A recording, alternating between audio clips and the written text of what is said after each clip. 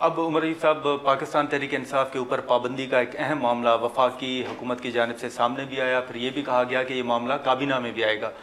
तहरीक इंसाफ के ऊपर पाबंदी लगते हुए देख रहे हैं? तो पहले भी लगी थी, हमारे लीडर को वज़ीर-ए-आज़म इमरान खान साहब को अंदर कर दिया था जेल में, बुशरा बीबी को, शाह महमूद कुरैशी साहब को, चौधरी परवेज़ इलाही साहब को, हमारी ख़वातीन को, मर्दों को, हम लोग सारे दर बदर फिर रहे थे।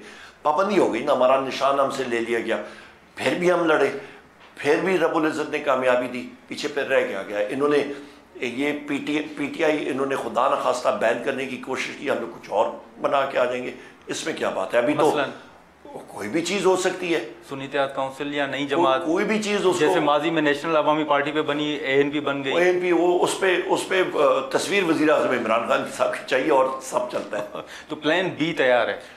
प्लान बी तैयार है, मतलब उस पर क्या है, इंतखाबी निशान ये बल्ला हमसे ले लेंगे, हम लोग टिपर ले लेंगे, वो उस पर भी हम लोग काम चला देंगे। तो कोई फर्क नहीं पड़ता? कोई फर्क नहीं, अवाम को पता है।